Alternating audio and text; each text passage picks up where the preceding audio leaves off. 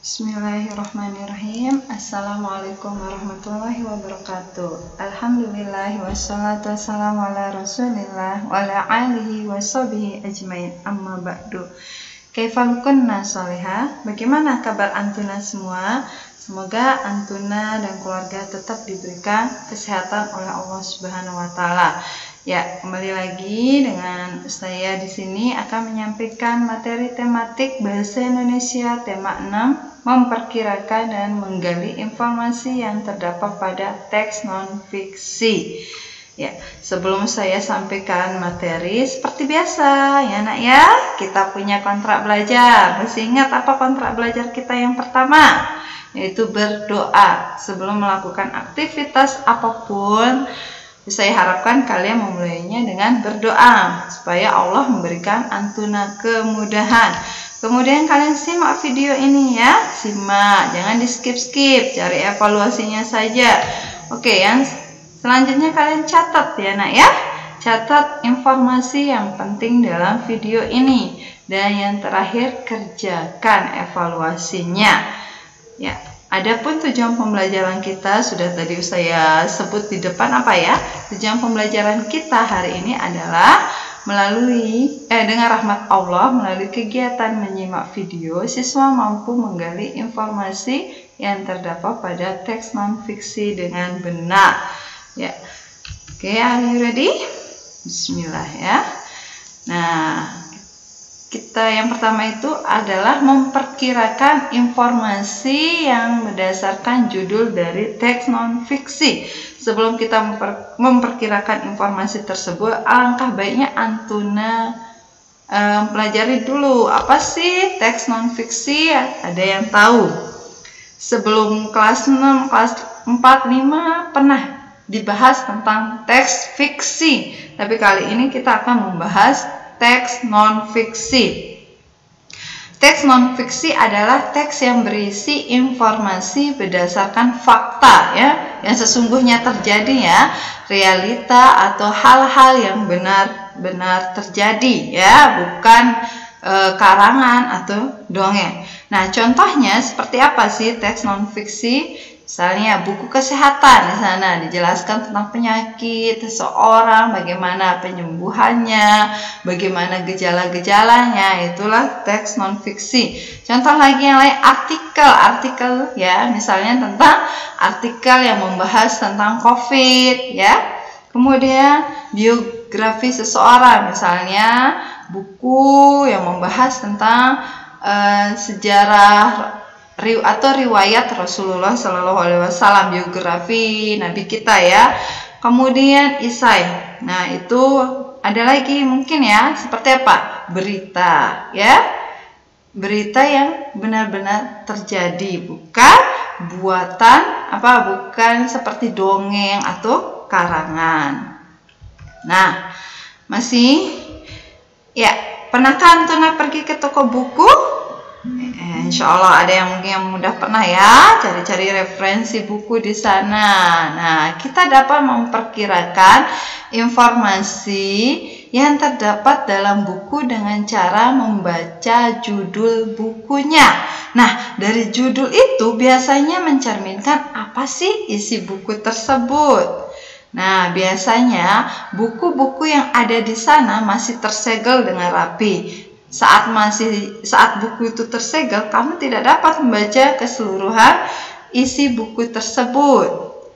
Tapi ya, sama seperti dengan buku, sebuah teks non-fiksi baik dari media cetak atau media elektronik juga dapat kita memperkirakan isi informasinya. Bagaimana caranya? Yaitu dengan membaca judul teksnya ya. Dari kita baca judulnya kita tahu, oh isi informasinya seperti ini. Nah, perhatikan, nah soleha. Ini ada judul buku, Pola Hidup Sehat. Nah, ini sebuah buku, judulnya itu Pola Hidup Sehat.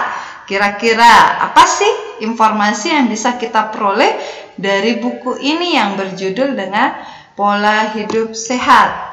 Nah, ayo, dapatkah antuna memperkirakannya? Ya, ada yang bisa jawab? Apa sih informasi dari judul tersebut? Informasinya, berdasarkan judul di atas, kita dapat memperkirakan informasi seperti pertama, definisi pola hidup sehat. Definisi itu seperti halnya pengertiannya. Pengertian apa sih pola hidup sehat? Kemudian manfaat pola hidup sehat dan macam-macam pola hidup sehat. Insyaallah, paham kan? Oke. Nah, masih coba perhatikan. Coba kita berlatih. Nah, judul teksnya. Coba perhatikan. Judul teksnya penyakit kulit. Nah, kira-kira apa sih informasinya dari penyakit kulit? Dari tadi kan pola hidup sehat, definisinya, manfaatnya. Nah, kalau penyakit kulit, kira-kira yaitu penyakit kulit dan penyebabnya ya. Contoh lagi, gejala pubertas. Kira-kira apa sih informasinya? Ayo, coba saya kasih kesempatan. Apa isinya? Isinya pengertian pubertas, gejala pubertas. Ada lagi, contoh yang terakhir, penghargaan terhadap jasa para pahlawan. Kira-kira apa isinya?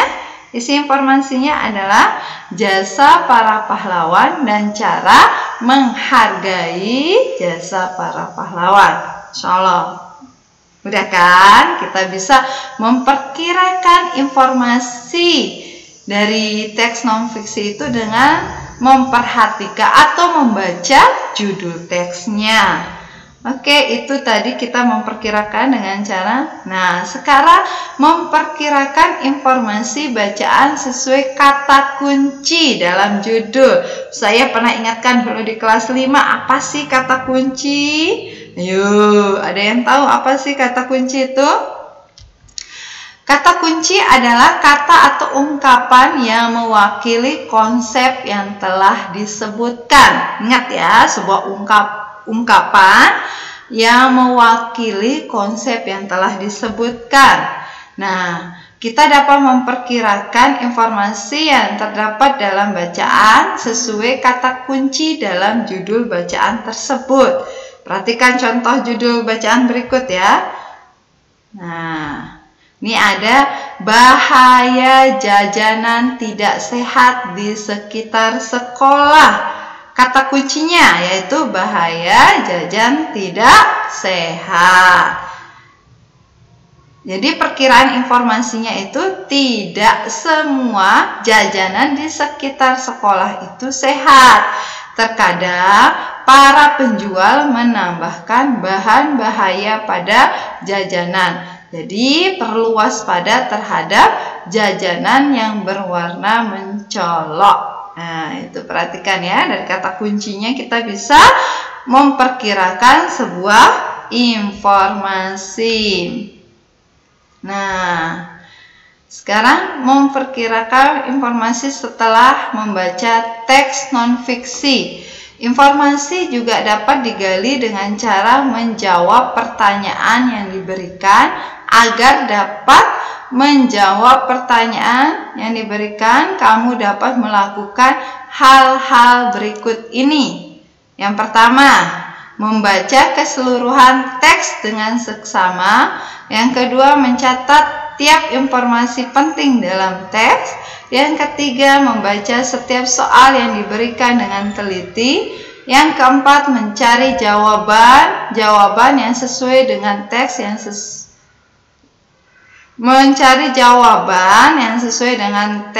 sudah dibaca. Seperti apa? Nah, perhatikan. Untuk pertama, kita harus menentukan dulu kalimat utama dan gagasan utama dalam setiap paragraf. Ya, apa yang dimaksud dengan gagasan utama? Ini dari kelas 4 sudah disampaikan. Gagasan utama adalah, ayo, ada yang masih ingat?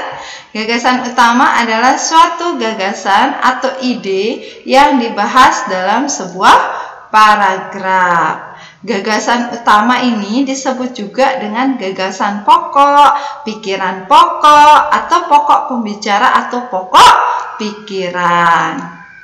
Nah, selanjutnya kita menentukan kalimat utama dan gagasan pokok dalam setiap paragraf. Nah, tadi gagasan pokok, sekarang gagasan utama. Ada yang masih ingat gagasan utama? Perlu kalian ketahui, dalam setiap paragraf informasi yang disajikan teks non-fiksi terdapat gagasan utama, baik yang tersurat maupun yang tersirat. Apa sih yang tersurat itu?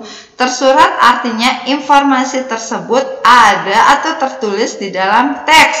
Sedangkan yang tersirat itu yang tersembunyi, sehingga harus kita simpulkan terlebih dahulu. Bagaimana mengetahui gagasan utamanya?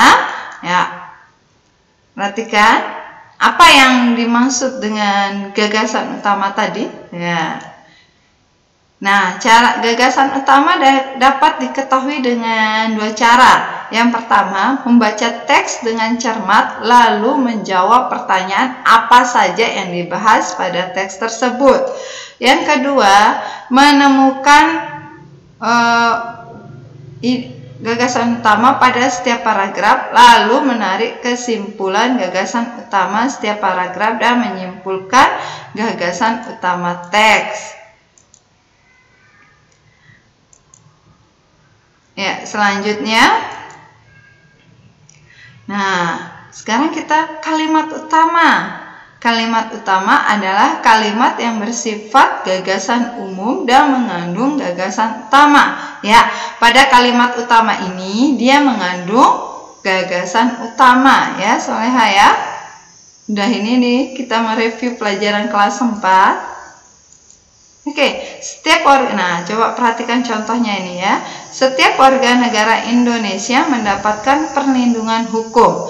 Hak ini dapat diperoleh warga negara Indonesia salah satunya dalam bentuk perlindungan hukum saat menjadi saksi dalam perkara hukum. Perlindungan hukum juga bisa diberikan atas hak kekayaan intelektual seseorang seperti hak cipta.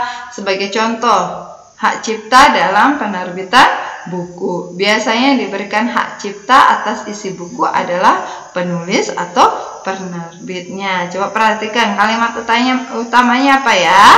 Kalimat utamanya adalah setiap warga Indonesia berhak mendapatkan perlindungan hukum. Dengan gagasan utamanya adalah hak mendapat perlindungan hukum. Nah, itu kita udah masuk ke sesi evaluasinya. Apa sih evaluasinya? Seperti biasa, catat informasi yang penting dalam video ini. Yang kedua, kerjakan latihan di buku paket tematik halaman 43 sampai dengan 45. Yang pilihan ganda aja ya, Soleha. Kemudian yang bagi mengikuti PTM besok silahkan dibawa buku paketnya. Sedangkan yang masih PJJ silahkan dikirim ya, Soleha. Kirim melalui WA. Nah, sebelum saya tutup seperti biasa ada yang perlu diingat. Yang pertama, sholat di awal waktu. Yang kedua, zikir pagi dan petang ya. Nah, ini tetap ya, Soleha. Kemudian murojaah. Ya, karena kalian udah kelas 6 ya, kalian ingat-ingat pelajaran dari kelas 4, kelas 5 ya, dan pelajaran kelas 6 yang semester 1 karena masih tetap dipelajari nanti di semester 2. Kemudian bantu orang tuanya ya, Soleha. Ingat, perlu pembiasaan di sini untuk melakukan hal-hal kecil di rumah dengan bantu orang tuanya. Kemudian berdoa ya, semoga pandemi ini segera diangkat, wabah penyakit COVID semoga segera diangkat dan kita bisa beraktivitas normal. Yang terakhir, tetap patuhi protokol kesehatan.